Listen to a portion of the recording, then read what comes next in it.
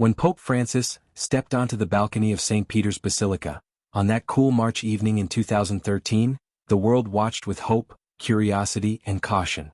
The first Jesuit pope, the first from the global south and the first to take the name of Francis, a name tied to humility and reform, he represented a shift. But this transition was far from smooth.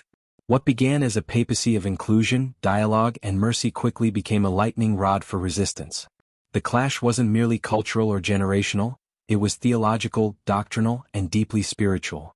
From inside the Vatican walls, to the monasteries of the East, from Latin America to Africa to Eastern Europe, the echoes of dissent grew louder.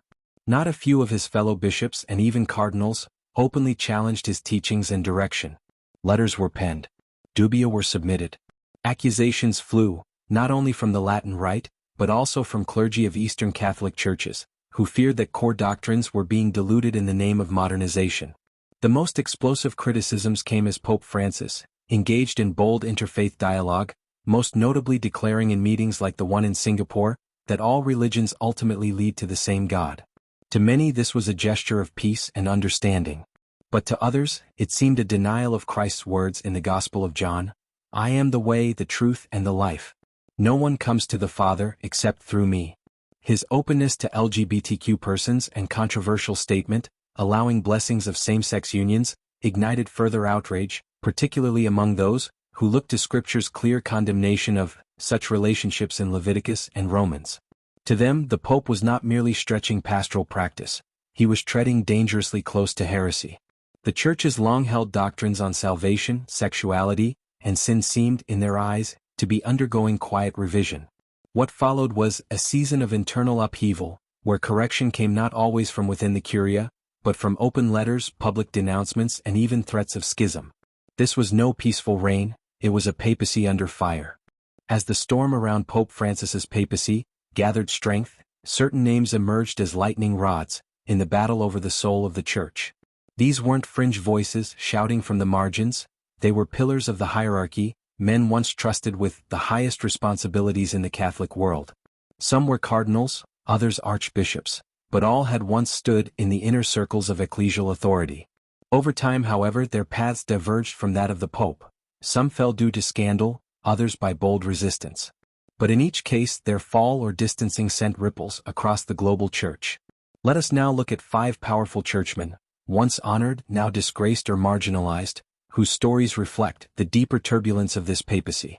Their journeys, marked by defiance, disgrace, or discipline, reveal the cost of dissent, the consequence of controversy, and the immense struggle unfolding behind the ornate doors of the Vatican. From the defrocking of Theodore McCarrick to the potential excommunication of Archbishop Vigano, these men represent both a warning and a witness in a time when the Church is being asked, what does it truly mean to be faithful? Among the loudest and most dramatic voices of opposition during Pope Francis's papacy stands Archbishop Carlo Maria Vigano, a former Vatican insider turned whistleblower, whose name has become synonymous with defiance against the current pontificate. Once a trusted diplomat of the Holy See and Apostolic Nuncio to the United States, Vigano's career began in faithful service under 3 popes. But behind his polished diplomatic demeanor was a man deeply troubled by what he saw as growing corruption, doctrinal compromise, and moral decay at the heart of the Church. In 2018, Vigano stunned the Catholic world by publishing an 11-page open letter, accusing Pope Francis of knowingly covering up the sexual misconduct of Cardinal Theodore McCarrick. In that letter, Vigano not only called for transparency, he called for the Pope himself to resign. It was an extraordinary moment in modern Church history, a high-ranking archbishop publicly demanding the abdication of the Vicar of Christ. Since then, Vigano has issued a series of increasingly strident declarations, denouncing the Pope's stance on interfaith dialogue, his outreach to the LGBTQ community, and his handling of pandemic restrictions. Vigano went further still, accusing Francis of betraying Christ, aiding in the establishment of a new world order, and abandoning Catholic orthodoxy. His rhetoric has drawn both devoted followers and sharp rebukes, and as of 2024 he faces formal charges of schism from the Vatican. For many, Archbishop Vigano is a prophet in exile. For others, a tragic symbol of rebellion and rupture. But Vigano was not alone. Other high-ranking Church officials, most notably Cardinal Raymond Leo Burke, became staunch critics of the Pope's direction. Burke, an American prelate and former head of the Apostolic Signatura, repeatedly challenged the Pope's landmark document Amoris Laetitia, especially its cautious openness to allowing divorced and civilly remarried Catholics to receive Holy Communion in some cases. In 2016, Burke co-authored a document known as the Dubia, Latin for doubts. 5 pointed questions submitted to the Pope requesting doctrinal clarification. Pope Francis never responded directly, and the silence further inflamed tensions. Though Burke never explicitly called for the Pope's resignation, his statements in interviews and speeches often implied that Francis was leading the faithful into confusion, if not error. Burke was joined in the Dubia initiative by Cardinal Walter Brandmüller, a respected German church historian and canonist. Brandmüller also decried what he saw as moral relativism, creeping into church teachings under Francis. The two cardinals became symbols of a rising conservative backlash against a papacy they viewed as dangerously progressive. On the front lines of this resistance was Bishop Athanasius Schneider of Kazakhstan, a theologian known for his unflinching defense of traditional doctrine. Bishop Schneider sharply criticized Pope Francis's embrace of interreligious dialogue, especially the 2019 Abu Dhabi document, which stated that the diversity of religions is willed by God. Schneider considered such language doctrinally problematic and stated publicly that it could be interpreted as religious indifferentism, a direct contradiction to Catholic teaching on the uniqueness of salvation in Christ. While he remained formally in communion with Rome, Schneider repeatedly hinted that the Pope was gravely mistaken and that future generations of Catholics would have to correct these errors. Even among theologians and priests, the opposition deepened. In 2017, Father Thomas Wienandy, a Capuchin theologian and former doctrinal advisor to the U.S. bishops, wrote a letter to Pope Francis, accusing him of sowing confusion and fostering division within the Church. When the letter became public, Wienandy was swiftly dismissed from his advisory role. He was neither silenced nor excommunicated, but the message was clear: the Vatican would not tolerate open defiance. The same year, a group of 62 Catholic theologians and scholars released a formal correction, known as the Correctio Filialis, accusing Pope Francis of permitting heresies to spread through his writings and speeches. While lacking ecclesiastical authority, the document marked a serious breach. The signers were effectively charging the Pope with betraying the faith. Prominent among the ideological opponents was Professor Roberto de Mattei, a Catholic historian and traditionalist commentator. Though a layman, de Mattei wielded considerable influence through his publications and public lectures.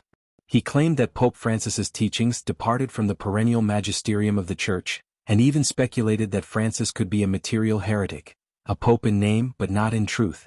On the fringes of this crisis were the Benevacantists, followers of the view that Pope Benedict XVI's 2013 resignation was invalid, and that the papal throne was therefore still occupied by him until his death.